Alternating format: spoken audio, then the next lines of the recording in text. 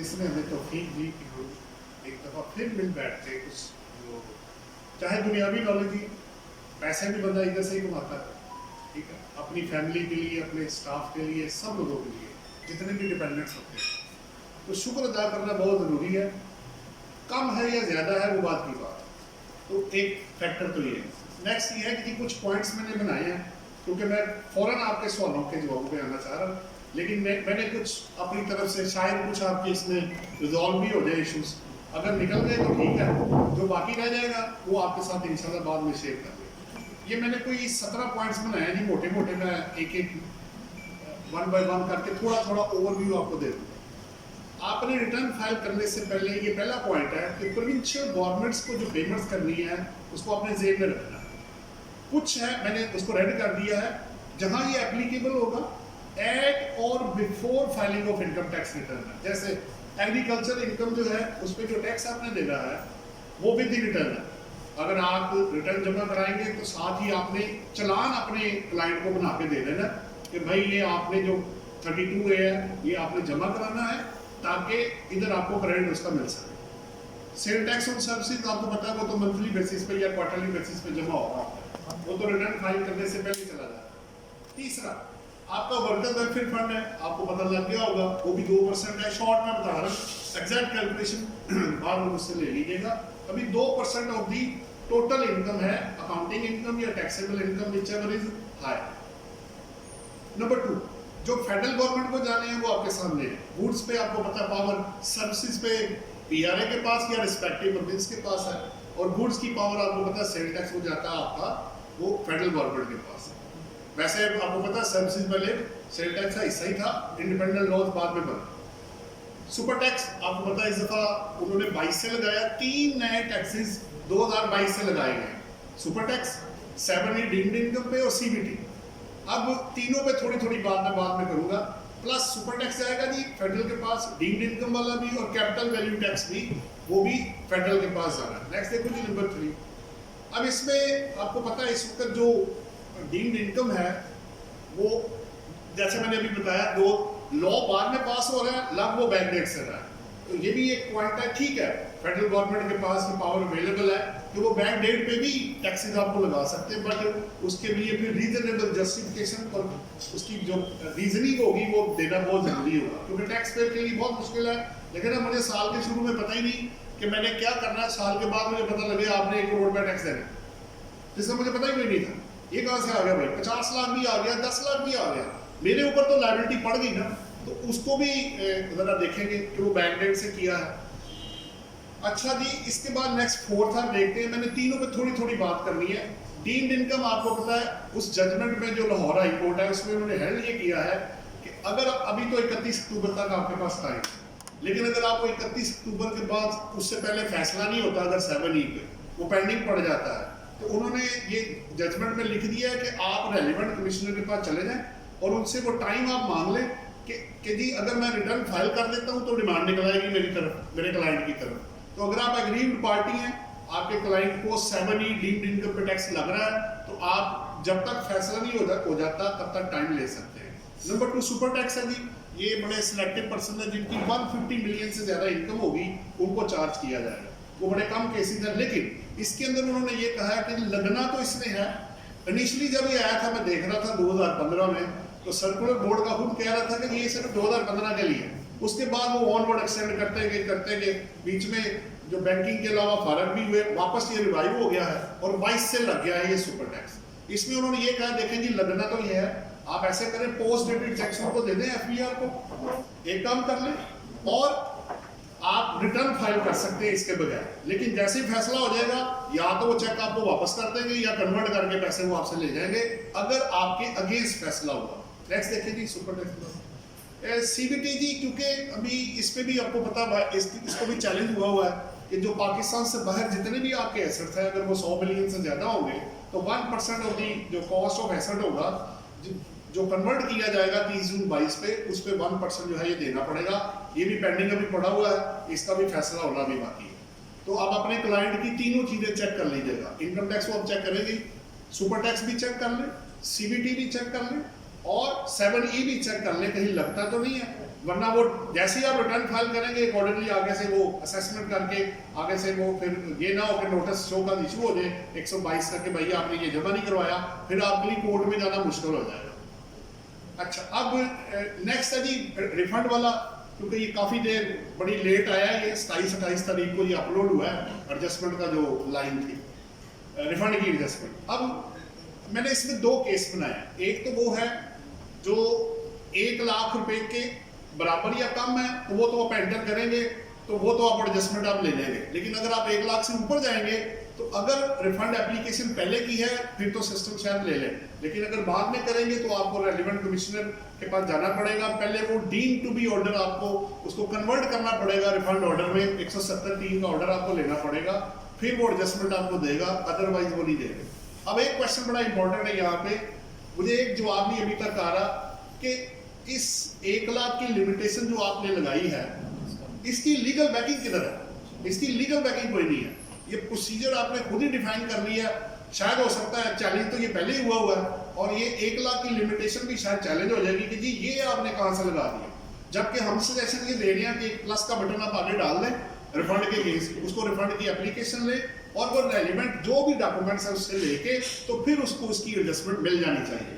लेकिन मैं डिपार्टमेंट का एक सेंटेंस आपको दे देता हूँ, वो ये कह रहे हैं जी कि लोग फेक रिफंड क्लेम कर चुके हैं और उन्होंने रिफंड गलत क्रिएट किए हुए हैं, तो आप लोग अब वो स्टेट अब वर्ड थोड़े से जरा हार्श होंगे कि आप लोग फ्रॉड भी कर लें तो ठीक है, तो मैं एडजस्टमेंट ना दूं तो मेरे पीछे पड़ जाते हैं। तो आगे से स्टेटमेंट ये आ रही है, उन्होंने ये भी कहा कि 100 नोटिस हमने भेजे 221 के 2 जवाब सिर्फ आए, बाकी लोगों ने जवाब ही कोई नहीं दिया। अब डिपार्टमेंट अपनी जगह पे ठीक है, लेकिन इस सारे इशू को रिजॉल्व करने का एक वह तरीका भी यही है कि आप लिजिटिमेट या जो जेन्युइन टैक्स पेयर है उसको क्रेडिट दे दें आफ्टर ड्यू वेरिफिकेशन जो आपने करनी है। बट ये 1 लाख वाली जो लिमिटेशन है इसका कोई वजूद नहीं है और ना ही कोई लीगल बैकिंग है इसकी। बहरहाल आप छोटे जो टैक्स पेयर हैं जिनका रिफंड कम बनता है, मतलब एडजस्टमेंट कम करनी है, उनको तो फाइल करें, बाकी वाला इशू फिर बाद में देख लेते हैं। नेक्स्ट देखें जी, कुछ ऐसी मिस्टेक्स हैं, 5-6 हैं, मैं आपको जुबानी बता देता हूँ। एक डेप्रिसिएशन है, आपको डेप्रिसिएशन जब आप टैक्स की कैलकुलेट करेंगे वो लॉ के मुताबिक कैलकुलेट नहीं करता, इनिशियल लॉस तो वो देता ही नहीं है। दो डेप्रिसिएशन शेड्यूल बने हुए, एक 20 का एक 21 का, अब उसका कोई ताल्लुक ही नहीं है लॉ के साथ, इसलिए जो अच्छा एक तो ये जहां जहां एरर आए नंबर 1, नंबर 2 आपको कैपिटल लॉसेस की ब्रॉड फॉरवर्ड की वहां जगह ही कोई नहीं है, अब आपको खुद ही एडजस्टमेंट करनी पड़ेगी, वहां ऐसी कोई जगह नहीं है बिजनेस लॉसेस के अलावा कि आपको एडजस्टमेंट मिल सके। नंबर 8 देखिए जी, 65G इन्होंने जो क्रेडिट डाला है वो उसका सैलरी पर्सन को मिलता ही नहीं है, वो उसमें इनएडवर्टेंटली रिटर्न में आया हुआ है। नंबर 9 है जी, आपको पता है इम्प्यूटेबल इनकम, ये 3-4 साल से यही टोला पड़ रहा है, वो जो 153 का, 233 का और 148 का, कि आप टैक्स कुछ और निकालते हैं वो कुछ और बना देता है। अक्सर केसेस में क्या देखा गया है कि वो टैक्स की लायबिलिटी को बढ़ा देता है, कुछ केसेस में वो रिफंड भी क्रिएट करता है, लेकिन बात सिर्फ ये है अब मुझे क्या करना है, मुझे ये करना है जितनी भी मिस्टेक्स है वट मसलन मैंने टैक्स बनाया लॉ के मुताबिक 3 लाख, उसने बना दिया 5 लाख रुपए सिस्टम में, तो आपने एडजस्टमेंट करके साथ एक लेटर मार्क कर देना है कि जनाब आपकी जो मेरी जो एक्चुअल लायबिलिटी बनती है वो 3 लाख है और मैंने ये वाली एडजस्टमेंट इसके अंदर की है जिसकी वजह से मेरा टैक्स जो है वो जो आपने इंक्रीज किया हुआ है वो एक्चुअल के बराबर आ रहा है। क्यों? क्योंकि कल को अगर टोटल ऑडिट हुआ या 122 आपको लगा तो वो कहेंगे आपने तो डिक्लेरेशन ही गलत की हुई है, ये कहाँ से आपने ले लिया, तो वो लेटर प्लस एविडेंस आपके पास होगा। देखिए मैंने लायबिलिटी वो डिस्चार्ज करनी है जो एक्चुअली बनती है, ना कम ना ज्यादा। अब अगर आपका रिफंड ज्यादा बनता हो तो उसमें भी टैक्स लायबिलिटी पूरी बनाइएगा, ये नहीं कि अपना फायदा हो तो आप चुप कर दें, दूसरे का नुकसान करना हो तो आप बोलना शुरू कर दें।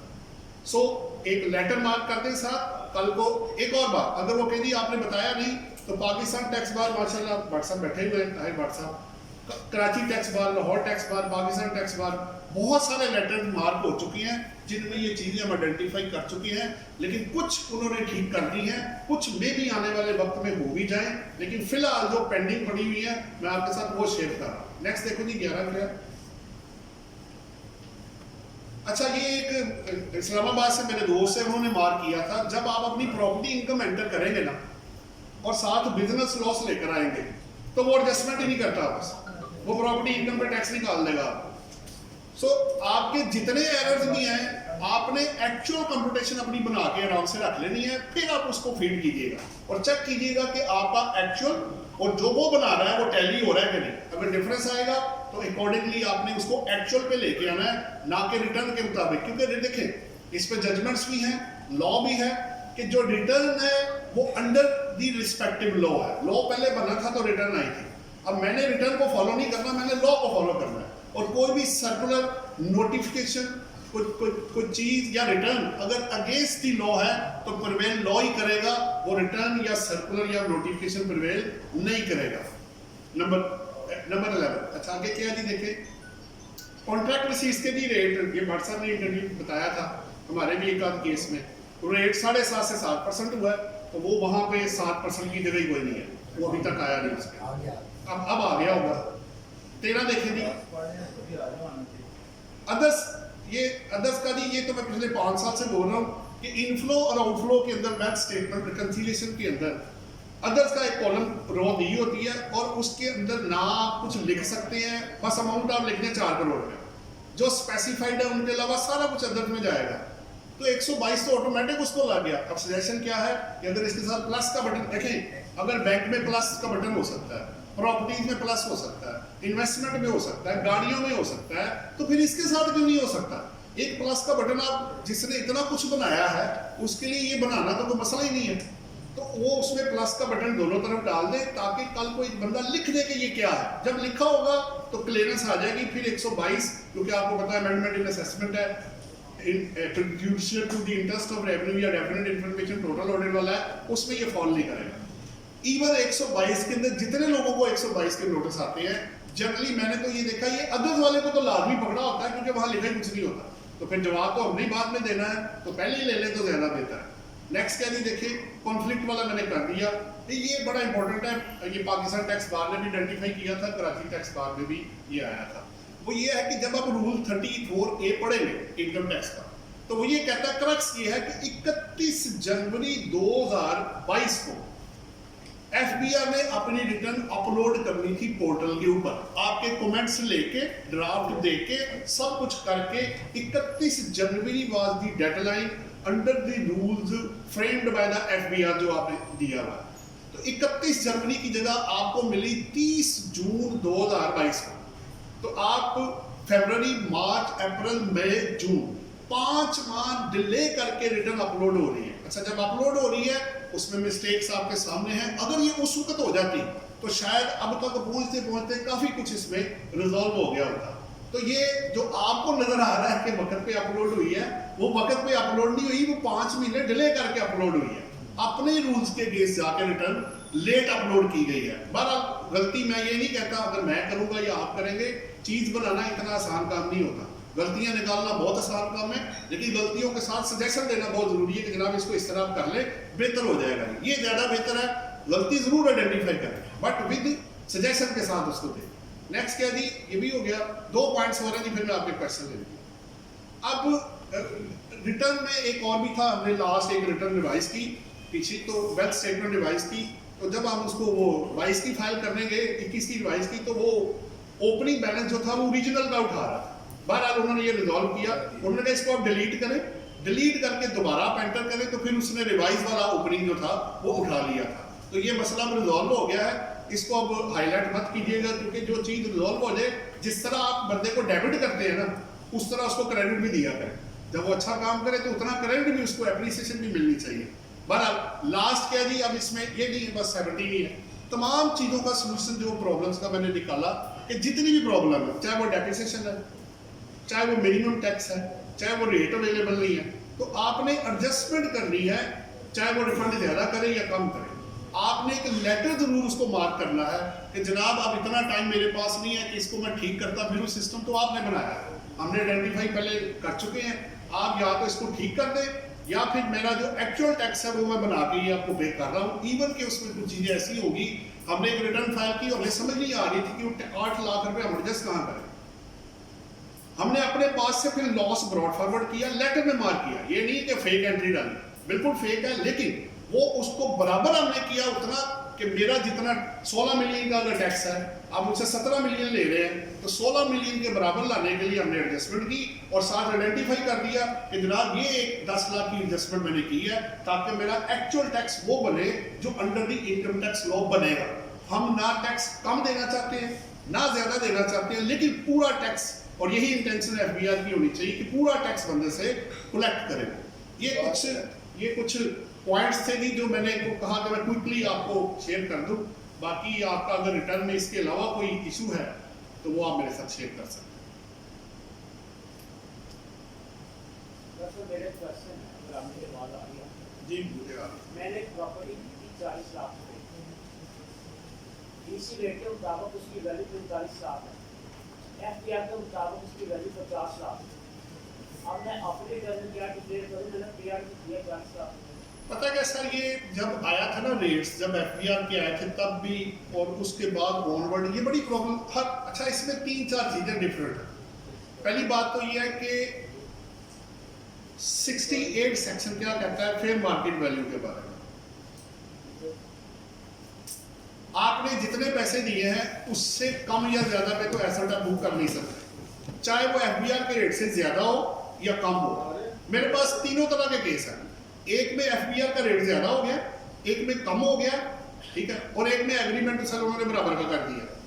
आपने जो एक्चुअल ट्रांजैक्शन की है, मसलन एफबीआर का रेट है 10 लाख रुपए, अज्यूम कर लेता हूं, मैंने पे किया 15 लाख रुपए, मुझे एंट्री करनी है 15 लाख रुपए।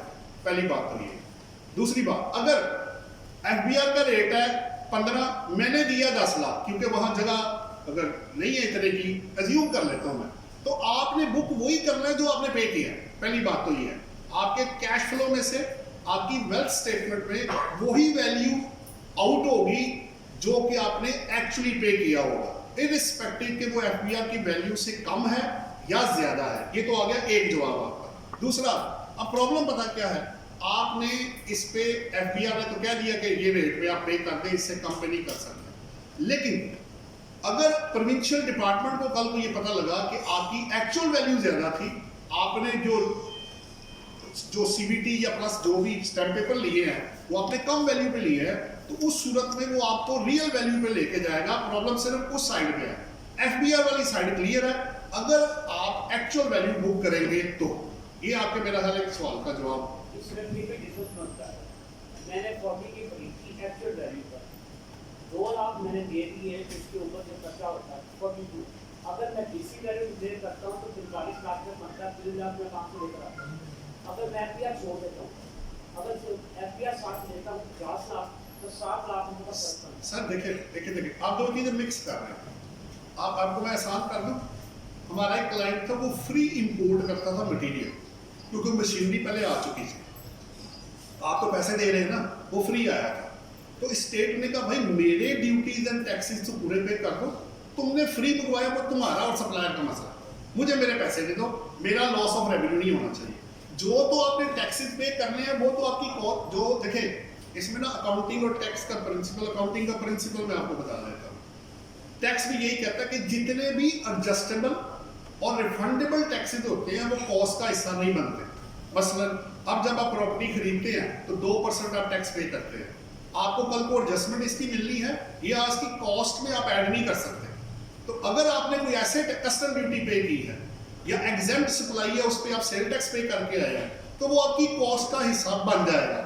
लेकिन कॉस्ट में कॉस्ट के ना 75 और 76, 77 आप जब सेक्शन पढ़ेंगे ना, कॉस्ट निकालने का तरीका भी उन्होंने बताया हुआ है। जब आप खरीदेंगे ऑक्शन में, मैन्युफैक्चर करेंगे, इंपोर्ट करेंगे, ठीक है, तो बिड में लेंगे, जैसे भी आप या मार्केट से परचेज करेंगे, तो कॉस्ट निकालने का तरीका एक्चुअली वही है कि एक्चुअल कॉस्ट होगी प्लस जितने भी नॉन रिफंडेबल आपके जो रिफंडेबल होंगे वो तो कॉस्ट का हिस्सा नहीं बनेंगे, जो अदरवाइज है वो आप कॉस्ट में ऐड करके टोटल कॉस्ट निकालेंगे, क्योंकि जो पेमेंट हुई है वो तो पे हुआ है। अब आपका फर्क आ गया कि जी एक्चुअल प्राइस वो है, तो उसने टैक्सेस के पैसे तो नहीं ना आपसे लिए, आपने तो जब मैं इंपोर्ट करता हूँ तो ड्यूटीज के पैसे मैं गवर्नमेंट ऑफ पाकिस्तान को देता हूँ, उस बंदे को नहीं देता मैं। अगर उसने मुझे 2 लाख 10 लाख की चीज भेजी है, ड्यूटीज लग के वो चला गया 15 लाख रुपए पे, तो मुझे तो कॉस्ट पता नहीं पड़ी है ना, फिर तो मैं रिकंसिलिएशन बना के दूंगा कि जनाब एक्चुअल ये है आपका ये है और मैंने ये पे किया है, वो आपकी इस चीज को वो एक्सेप्ट कर लेंगे, इसलिए फर्क आएगा नहीं। आप उसको अगर आया भी तो आप रिकंसाइल करके देंगे। इसका मतलब है अगर 236 के की जो पेमेंट की है वो मैं निकाल दूँ। जी क्या किया? 236 के की रिफंड करके इसके भरना। जी जी जी, और वो निकाल दे तो बाकी कॉस्ट आ जाए। आप कह सकते हैं। बाकी पर्सन कुछ कहना चाह रहे हैं? मैं थोड़ा सा करना चाहूँ, बड़ा इम्पोर्टेंट सवाल आपने रेज किया है। ये इशू आजकल के पीरियड में हर प्रॉपर्टी की सेल और परचेज के अंदर ये सवाल आ रहा है, क्योंकि हमें 3 चीज़ें देखनी है। Fair market value as per 68, market value जो एक्चुअल पे कर रहा हूँ, 236 ए के लिए जो वैल्यू विदहोल्डिंग की हो रही है या 236 सी के लिए, अब सब में फ़र्क होता है। अब एक चीज़ आपके हम मोस्टली हम लोगों के जेल में सेक्शन 111 की वो क्लियर है, जो ये कह रही है कि किसी भी प्रॉपर्टी की जो वैल्यू है वो 68 की फेयर मार्केट वैल्यू से कम एक्सेप्ट नहीं होगी। मेरी ज़ाती ओपिनियन उसमें ये है कि 111 की ये क्लियर उस वक्त अप्लाई होनी है जब मैं कोई डॉक्यूमेंट एविडेंस के साथ ये इस्टेब्लिश नहीं करता कि मेरी ये इन्वेस्टमेंट की मालियत ये है। अगर मैं साबित करता हूँ कि एफबीआर के रेट के मुताबिक उसकी वैल्यू अगर 60 लाख है और मेरा सौदा जब एक्चुअली आई है 40 लाख, तो फिर मेरे ऊपर 111 की वो प्रिविलेज अप्लाई नहीं होगी। जेल में रखे 111 में अल्फाज इस्तेमाल हुए हैं फेयर मार्केट वैल्यू, जबकि 68 में या दूसरी बुनियाद जो इसको डिटरमिन करती है वहाँ पे रीजनेबल वैल्यू का लफ्ज़ इस्तेमाल। और इवन अदरवाइज इस इशू को मद्देनजर रखते हुए मैंने एक वसूमाना सा सवाल बोर्ड में रेफर किया है थ्रू पाकिस्तान टैक्स बार, और मेरा सवाल सिंपल उनसे ये मैंने बनाया है कि मैंने एक प्रॉपर्टी 40 लाख रुपए की खरीदी है, एफबीआर के रेटों के मुताबिक 236 के लिए उसकी वैल्यू 60 लाख बन रही है। मैंने 40 लाख की सेल की है, एफबीआर ने टैक्स उसके ऊपर जो कलेक्ट किया है बायर से या सेलर से वो 60 लाख के ऊपर किया है। तो मेरा वसूमाना सवाल है, क्या ऊपर वाला 20 लाख मैं अपनी बुक्स में इनकॉर्पोरेट कर सकता हूँ, जबकि मुझे मेरी जेब में तो 40 लाख आया। इसी तरह मैंने इसको रिवर्स करके हमने इसको परचेज के एलिमेंट में भी ला के एफबीआर ने ये इशू रेफर किया है। ये लेटर परसों का कोर्ट में जा चुका है, लेट्स सी बोर्ड इसका क्या जवाब देती है। लेकिन मेरे पहले वो सुमाना सवाल का जवाब तो था यही होना कि नहीं आप 40 का बेच के 60 नहीं इनकॉर्पोरेट कर सकते। तो भाई अगर मैं 40 का बेच के 60 इनकॉर्पोरेट नहीं कर सकता तो 40 का बेच के 60 रुपये में मुझसे टैक्स क्यों नहीं आ रहा? तो ये होपफुली इसका जवाब आ जाएगा, लेकिन ये इशू प्रैक्टिकली हम सब लोगों को फेस करना पड़ेगा। वो इसमें मैं ऐड कर देता हूँ, भट्ट साहब ने बिल्कुल सही कहा है। देखिए बात ये है, अक्सर अब प्रैक्टिस में क्या हो रहा है कि लोग एफबीआर की वैल्यू को पकड़ रहे हैं, उसी पे रजिस्ट्री करवा रहे हैं, उसी का एग्रीमेंट सेल बन रहा है, ठीक है। और आपको 75 ए भी जेल में रखना है कि 50 लाख से ऊपर प्रॉपर्टी होगी तो पेमेंट थ्रू क्रॉस है, उसको भी जेल में रखना है। अगर मूवेबल एसेट होगा तो 10 लाख है, अगर इमूवेबल होगा तो 50 लाख से ऊपर आप दे तो पेमेंट क्रॉस है। अभी भी कुछ लोग कैश में पेमेंट्स करी जा रहे हैं। बहरहाल बात यह है कि मैं फिर आ रहा हूँ उधर ही, आप रियल को ओवरराइड नहीं कर सकते, बड़ा मुश्किल है। अभी आपका 111(4) ए भी ऐड हो गया है। अगर आपकी फाइनल डिस्चार्ज की इनकम है, इम्प्यूटेबल इनकम को वर्क बैक किया जाएगा, एक्चुअल से कंपेयर किया जाएगा। अगर फर्ज कर लेते हैं मेरा इम्प्यूटेबल एक्सपोर्ट पे टैक्स बन गया, मेरी इनकम आ गई 10 लाख, मेरा accounting profit and loss show कर रहा है 1 करोड़ में। उन्होंने कहा अगर आप कंपनी के अलावा हैं और आपका एक्चुअल प्रॉफिट इम्प्यूटेबल इनकम से ज्यादा होगा तो आपको ऑडिट कराना पड़ेगा और ये प्रूव करना पड़ेगा कि आपने एक्सपोर्ट से पैसा कमाया, यानी वो बुक्स में इनकॉर्पोरेट करके घुमा फिरा के एक्चुअल पे ही आपको लेके आ रहा है। मैं वैल्यू पे आपको फिर ही उधर ही ला रहा हूँ कि वो भट्ट साहब का ये भी पॉइंट ठीक है कि ये पहले का उन्होंने सेटल डाउन किया हुआ है कि अगर एफबीआर रजिस्ट्री आप करा लेते हैं 40 लाख रुपए पे, एक्चुअली जो मैंने परचेज किया 50 लाख पे है, तो 111 टू डेट एक्शन नहीं अप्लाई होगा क्योंकि आपने तो डाल दिया, आपने डाला तो वेल चली हुई थी, आपकी सोर्सेज तो आपने दी है उसको, लेकिन प्रोविंशियल का इशू अपनी जगह पे रहेगा। तो मैं सजेशन जो मेरे जो जानने वाले हैं उनको यही कहता हूँ कि भाई देखें, अगर तो आपका purchase deed agreement to sell और एफबीआर ये बराबर होंगे तो तभी आपकी जान छूटती नजर आ रही है, अदरवाइज मेरे पास कोई हल नहीं है, कल को आपके लिए प्रॉब्लम शुरू हो जाएगी। बहरहाल बाकी जी नेक्स्ट किसी और का कोई क्वेश्चन जी।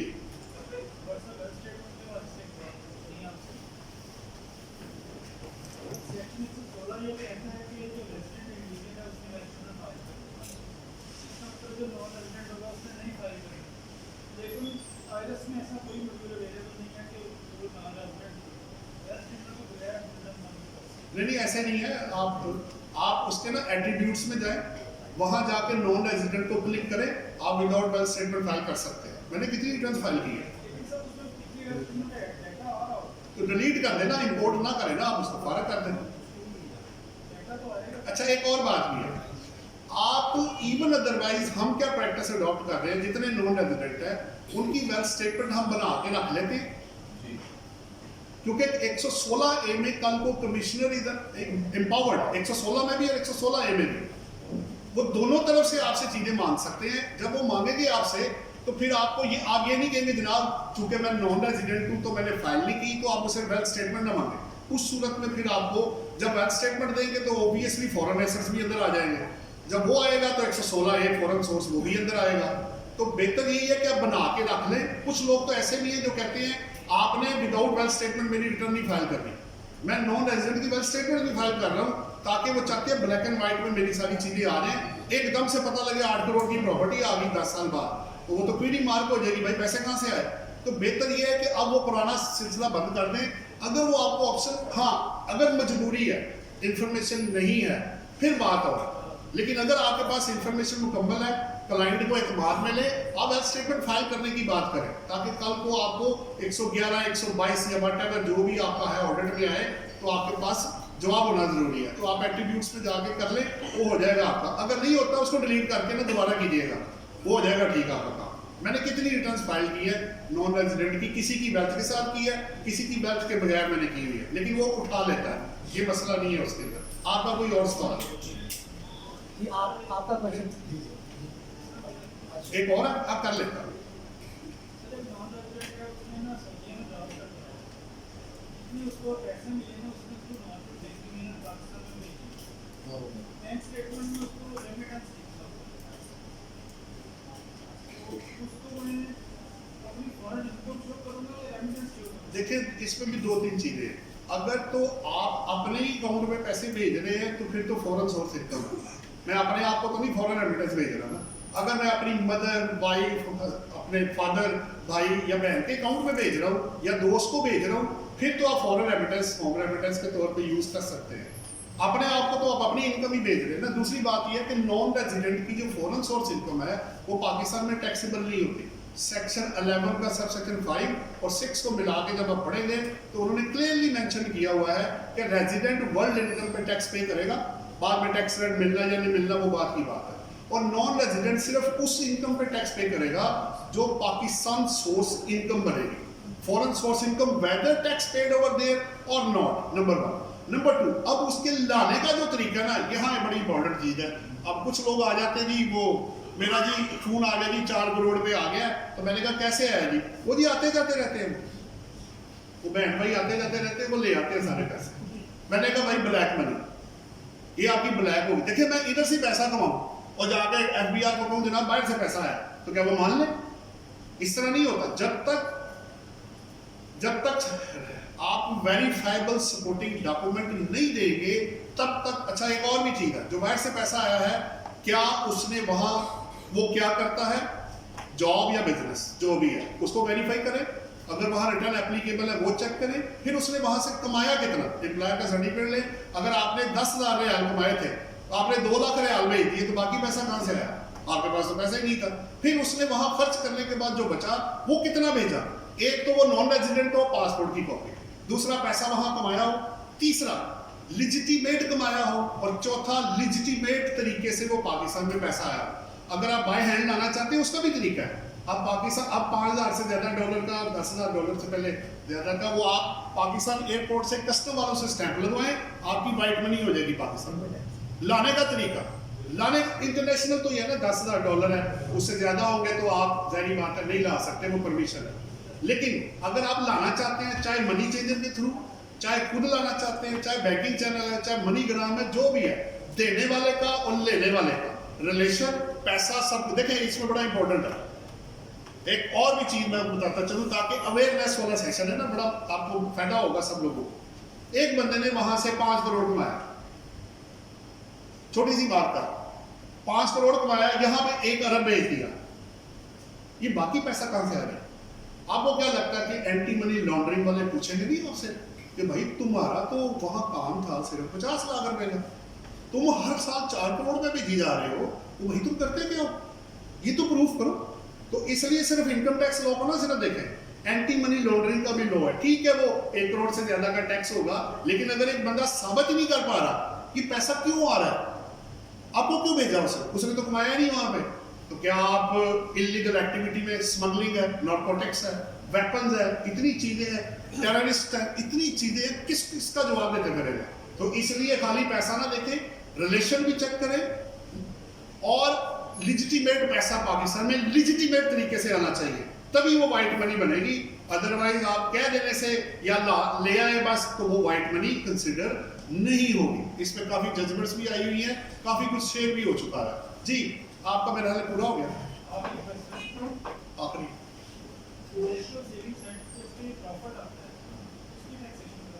देखिए, 2 बातें 2 हिस्सों में डिवाइड कर लें, बल्कि मैं आपको 3 जवाब दे देता हूँ, क्योंकि मेरे पास सारे केसेज हैं इसके मुख्तलिफ तरह के। पहला, सिर्फ आपको आ रहा है इन्वेस्टमेंट, देखिए 3 तरह की है। एक आपकी है रेगुलर इनकम सर्टिफिकेट, उसी में आप सेविंग और दूसरे डाल रहे हैं। दूसरा आपका है बहबूद सेविंग सर्टिफिकेट, और तीसरा आपका है डिफेंस सेविंग सर्टिफिकेट। ये 3 तरह की रिटर्न आपको आएगी। अगर आपको रेगुलर आ रहा है और क्वार्टरली, हाफ ईयरली, तो आपका वो 15% टैक्स कट के आपको पैसा आएगा, वो आपको पता है। अगर वो नॉन एटीएल में होगा तो डबल हो जाएगा, 30% हो जाएगा। सो उन्होंने तो वो काट के आपको भेज देना, आप रिसीव करेंगे। अगर 50 लाख के अंदर है तो जो कटा आपका वही सेपरेट ब्लॉक में जाके खत्म हो जाएगा, वो बराबर हो जाएगा। अगर वो 50 लाख से ऊपर गया तो फिर आप नॉर्मल लॉ में आ जाएंगे और खर्चे या जो भी अंदर इनकम निकाल के जमा करके फिर आप टैक्स देंगे। ये पहला। दूसरा आ जाता है डिफेंस सेविंग सर्टिफिकेट। इसमें बड़ी इंटरेस्टिंग चीज है जी, आप लोगों के काम आ जाएगी। हमारे केस में क्या हुआ कि पहली दफा जब ये आया एकदम से कन्वर्ट हुआ तो उसको कुछ 70-80 लाख 1 करोड़ में आ गया। जब वो आया तो वो 15% उन्होंने काट लिया, क्योंकि जब देने थे तभी काटना था। अब 1 करोड़ के ऊपर 15 लाख कटा। अब जब वो इधर आया तो पता लगा वो नॉर्मल लॉ में आ गया और रेट कहीं का कहीं पहुंच गया। हम तो सर पकड़ के बैठ गए, भाई ये क्या हो रहा है। इसके ऊपर ना आपको मैं 39(4)(a) सब सेक्शन है, वो आपको मैं दे देता हूँ। उसमें लॉ ये कहता है कि अगर आपको arrear profit national saving centre से रिसीव होता है तो आप अपनी इनकम को रिस्पेक्ट या तो करंट में ऐड करके टैक्स दे दें या रिस्पेक्टिव टैक्स ईयर के अंदर जाए, वहां जाके देखें कि रेट क्या था। आपको याद होगा 2 साल पहले रेट 10% था। अगर आपको मैं 21 और 22 को ले लूं 15%, तो उससे पहले जो पहले 8 साल थे वहां रेट था 10%। अब मेरा कटा हुआ 15%। आप पेमेंट की बात कर रहे हैं, मेरा रिफंड आ गया क्योंकि मैंने पहले 8 साल को उठा के डाला 10% के अंदर, अगले 2 साल को उठा के डाला मैंने 15% के अंदर। तो बाकी का जो 5% था जो 8 सालों में मेरा कटा, वो आप रिफंड ले सकते हैं। ये आप 39(4)(a) सेक्शन है, उसको यूज कीजिएगा डिफेंस सेविंग सर्टिफिकेट। अब आ गया तीसरा महबूब सर्टिफिकेट, वो तो काफी दफा शेयर हुआ। महबूब सर्टिफिकेट में 2-3 चीजें। पहली बात तो ये है कि विद होल्डिंग टैक्स नहीं कटना आपका, उनको छूट दी गई है 2nd शेड्यूल पार्ट 4 के अंदर।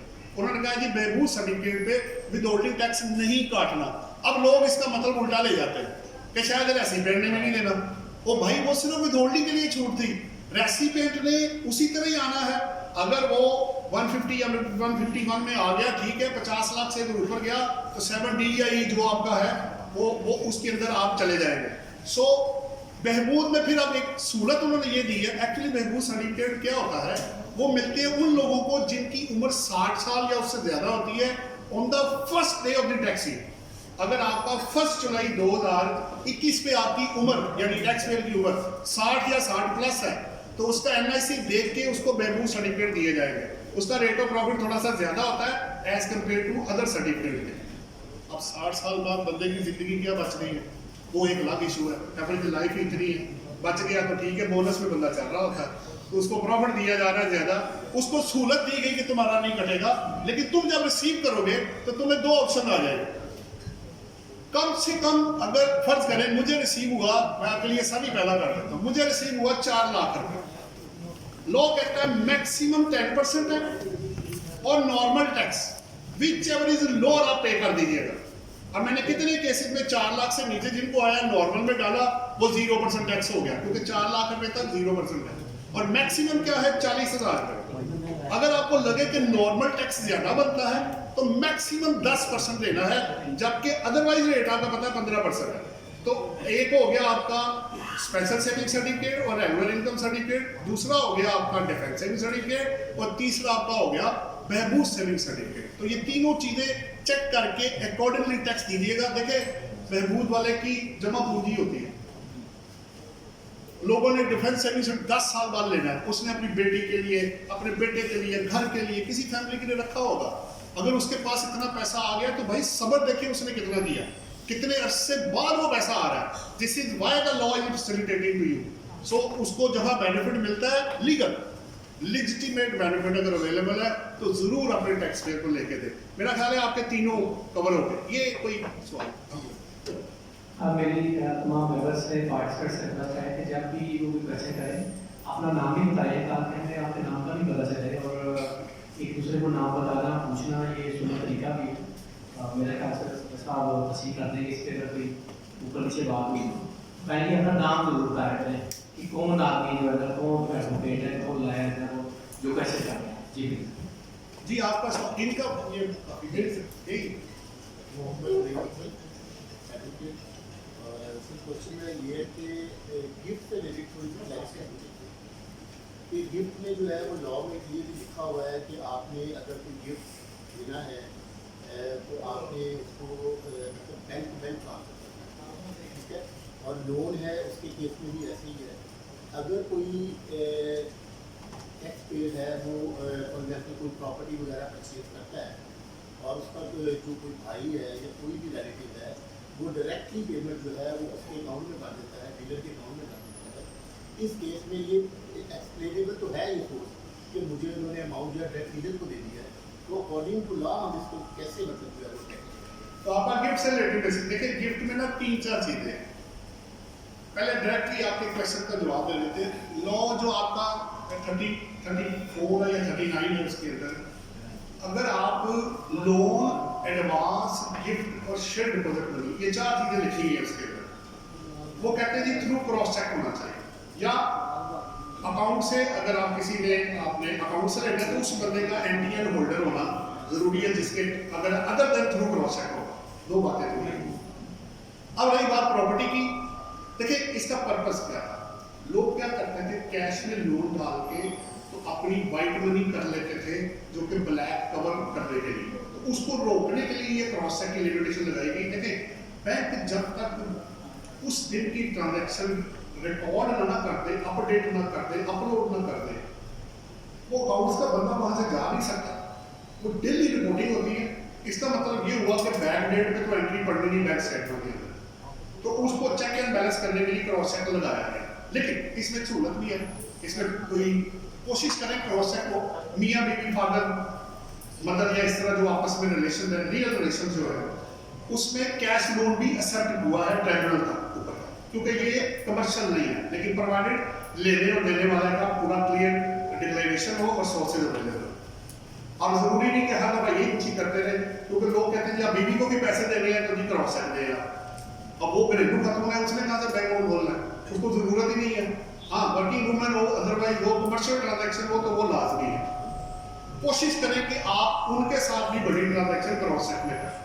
इफ एंड बट लगाएंगे तो कानून आ गया है। दूसरा आ गया प्रॉपर्टी की बात। इसमें काफी हमारी बहस हो चुकी है। आपने देखिए बेस्ट वे ये है, अगर आपने किसी को प्रॉपर्टी गिफ्ट करनी है तो बेस्ट वे ये है कि आप पहले क्रॉस चेक उसको गिफ्ट कर दें, दे दिया आपने उसके अकाउंट में, वो आगे जाके उससे प्रॉपर्टी परचेज कर ले। क्योंकि अगर मैं पहले प्रॉपर्टी अपने नाम पे खरीदता हूँ फिर इसको करूंगा तो 2 दफा ट्रांसफर के चार्जेस मुझे पड़ जाएंगे।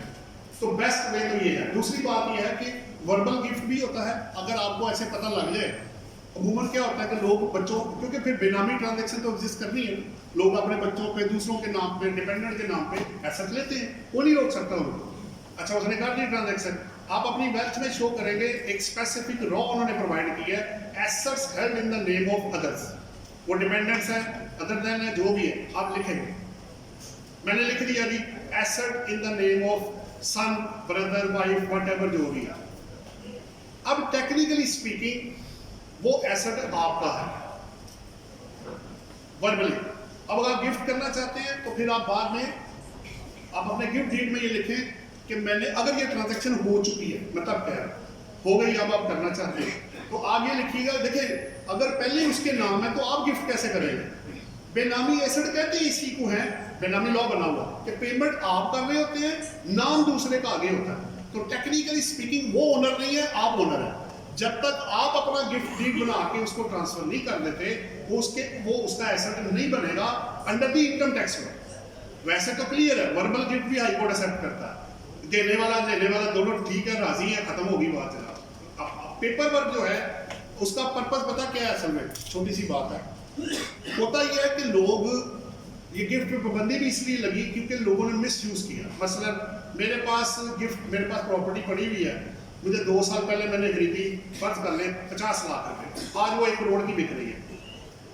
अब अगर मैं बेचता हूँ तो गेन आएगा, मुझे टैक्स लगेगा। तो लोग क्या करते थे कि अपने दोस्त को, भाई को गिफ्ट करके कहा कि जो 37.4 है 22 तक अवेलेबल था कि आज वैल्यू यही माइनस होगा, कोई गेन नहीं आएगा, टैक्स से हम बरी जुना हो जाए। तो गिफ्ट के मिस यूज को रोकने के लिए ये 37.4 खत्म हो गया है 1 जुलाई से। अब जरा तरीका थोड़ा सा मुख्तलिफ होगा क्योंकि अब कॉस्ट जो होगी ट्रांसफर की वही आप लेस करेंगे। लेकिन इसमें मेरी एक ऑब्जेक्शन भी है, देखें वरासत वाले को इसमें नहीं आना चाहिए था। अब डेथ हो गई है, एक बंदे के पास एसेट आ गया है, 20 साल पहले का एसेट है, उस वक्त वो 4 लाख का खरीदा था, आज वो 4 करोड़ का है।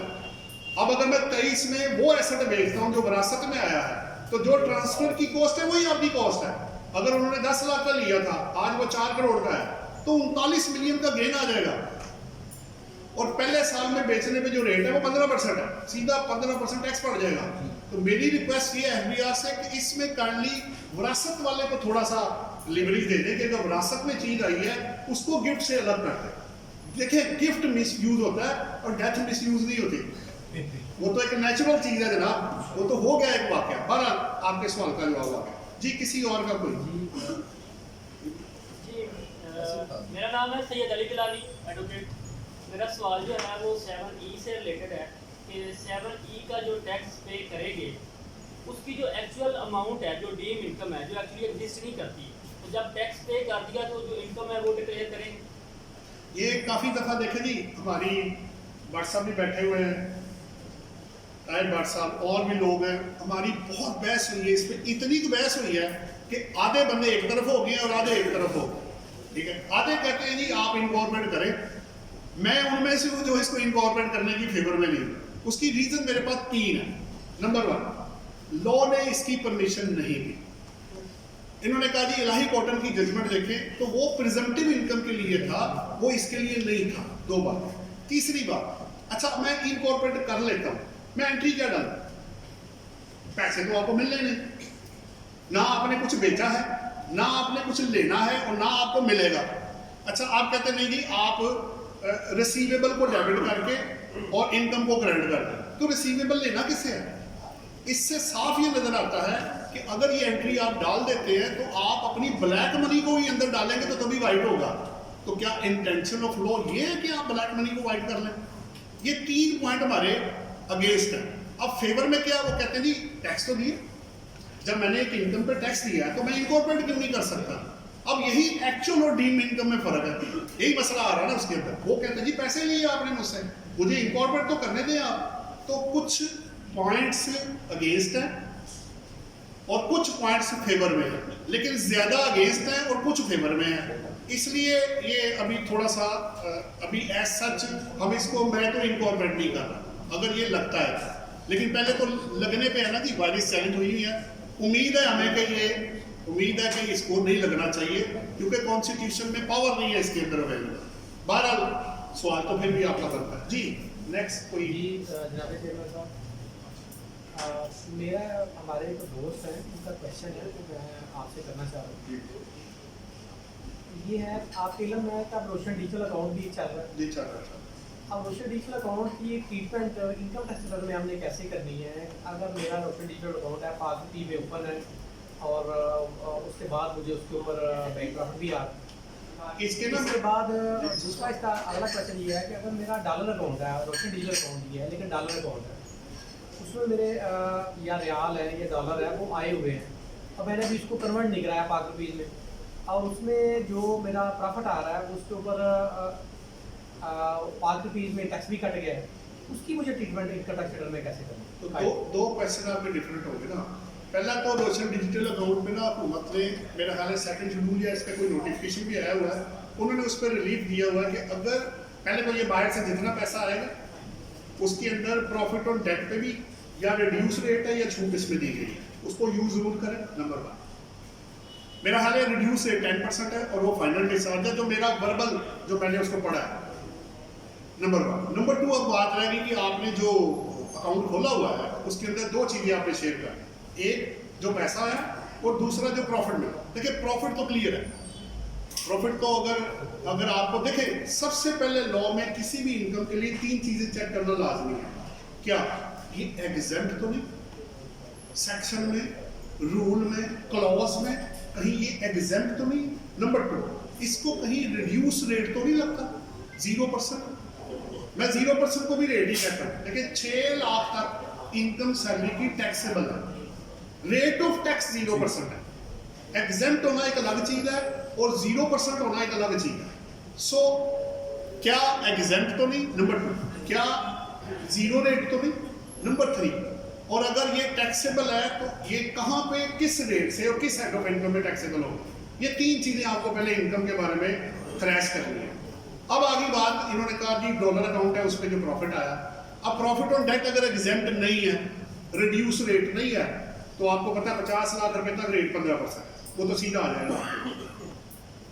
अगर एग्जेम्प्ट ना हुआ तो या रिड्यूस रेट ना लगा तो तीसरी अब बात आ गई कि जो बैलेंस है, एक सवाल और भी है, जो मेरे पाउंड डॉलर या रियाल जो पड़े हुए हैं उसका क्या करना है। इस पर 3 चीजें आपने जेब में रखनी है। देखिए पहला प्रिंसिपल ये है, जब भी वेल्थ स्टेटमेंट बनाई जाती है वो एक्चुअल कॉस्ट पे बनाई जाती है। मसलन मैं एक मिसाल दे दूंगा, इसको भी छोड़ दें आप डॉलर अकाउंट। आपने ज्वेलरी खरीदी या आपको मिल गई गिफ्ट में, विरासत में या खरीदी, मैंने खरीदी आज से 10 साल पहले, फर्ज कर ले वहां था 25,000 रुपये पर तोला, आज वो लाख रुपए प्लस पे चला गया। आपने वैल्यू तब तक नहीं चेंज करनी वेल्थ में जब तक एक्चुअली आपको पैसा मिलना जाए या लगना जाए। It has nothing to do with the fair market value. मसलन अगर ऐसी बात है तो फिर घर आपका उस वैल्यू का तो आज है ही नहीं। घर मेरा था 10 साल पहले 2 करोड़ का, आज वो 5 करोड़ का है, तो क्या मैं 5 करोड़ डालूं उसके अंदर? बिल्कुल नहीं, वो एक्चुअल कॉस्ट पे आना है। अब आ जाए डॉलर या पाउंड की तरफ। 3 चीजें, opening balance, during the year received और एंडिंग बैलेंस, ये 3 चीजें। मैं 3 एग्जांपल बनाऊंगा अलग अलग। मेरे पास 10,000 डॉलर पड़े हुए थे 2021 में, उस वक्त रेट था 125 रुपए। मैंने कोई पैसा नहीं लिया, कुछ जमा नहीं कराया, ये पहली एग्जांपल है। ओपनिंग बैलेंस, मेरे 10,000 डॉलर पड़े हुए हैं, 125 का रेट लगा, आपने वेल्थ में उसी अमाउंट को इसको शो करना, चाहे रेट उससे ज्यादा हो जाए चाहे कम हो जाए, आपका उसके साथ कोई लेना देना नहीं है। उसकी एक वजह है, अगर मैं उसमें टेक्निकल पॉइंट है बड़ा अच्छा, अगर मैं वैल्यू डाल दूं, मैं कहूँ जी 125 चला गया 225 पे, मैं 100 रुपए का गेन डाल दूं, तो वो तो आपसे टैक्स मांगेंगे। बताता हूँ उधर ही। मैंने कहा जी 10,000 मल्टीप्लाई बाय 100 कितना दी, 10 लाख बन गए। तो 10 लाख पे टैक्स तो जो मैंने अभी कमाया ही नहीं। अच्छा, कल को जब 10,000 मैंने डॉलर बेचने गया, पता लगा वो रेट 125 से भी नीचे आ गया, तो आप तो उस इनकम पे टैक्स पे कर देंगे जो मैंने कमाई नहीं अभी तक। तो नोशनल वैल्यू का कोई कॉन्सेप्ट नहीं है, आपने उसको नहीं बीच में लेके आना, एक्चुअल वैल्यू पे आएगा। नंबर 1 जी, 2 मिनट रुक जाते हैं। ये पानी एक गिलास में, ये गिलास है।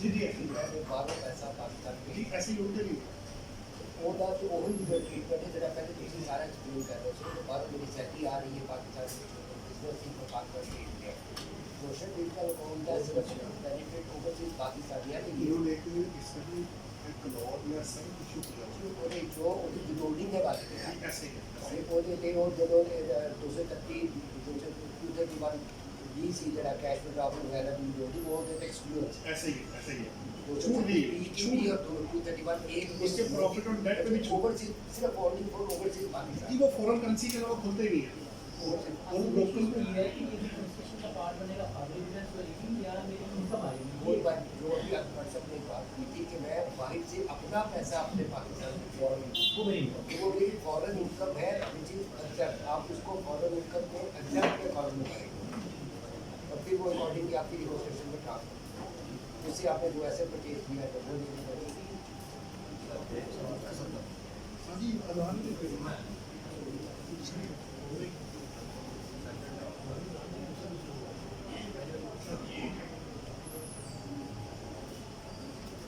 अच्छा अब आपको डिफरेंशिएट करना है। अच्छा ओपनिंग बैलेंस आ गया, वो मैंने ले लिया। अब मैंने ड्यूरिंग द ईयर $10,000 और जमा कराए, निकाला मैंने कुछ नहीं, तो ज़ाहिर बात है मुझे कहीं से तो पैसे आए हैं। जिस डेट पे आपने डॉलर जमा करवाए उस डेट का रेट आप उसको लगा देंगे। फर्ज करें उस पर रेट था 175 रुपये, आपने 175 उसको लगा देना है और 30 जून 22 पे मेरे $2 आ रहे हैं, 10,000 ओपनिंग और 10,000 ड्यूरिंग द ईयर। पहले 10,000 को 125 का रेट और अगले 10,000 को 175 का रेट, जो भी एक्चुअल होगा। ये तो हो गया। अब बैलेंस आपका $20,000 पूरा हो गया। अब मैंने क्या किया, कुछ डॉलर ओपनिंग में से निकाल लिए और कुछ मैंने ड्यूरिंग द ईयर निकाल लिए। अभी मुझे प्रूफ बताना पड़ेगा किस में से मैं ले रहा हूँ। ज़ाहिर बात है मैं ओपनिंग में से लूँगा, मुझे प्रॉफिट ज़्यादा है क्योंकि मुझे वो सस्ता पड़ा था। पर जो भी आएगा, अब जब आप उसमें से निकालेंगे तो जो भी आपका कन्वर्जन होगा वो एक्चुअली आपका प्रॉफिट या लॉस होगा जब आप उसको कन्वर्ट करेंगे कैश में।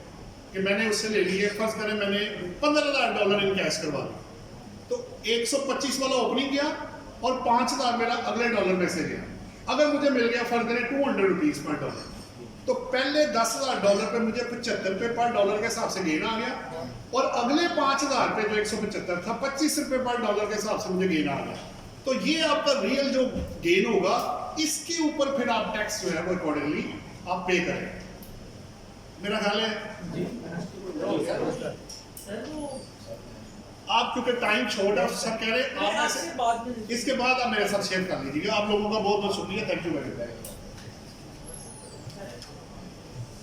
जी जो क्वेश्चन आंसर अभी दोस्तों के अभी हम इसको जब समाप्त करते हैं उसके बाद चेयरमैन एलटीबी टेक्निकली है, आपने सारे क्वेश्चन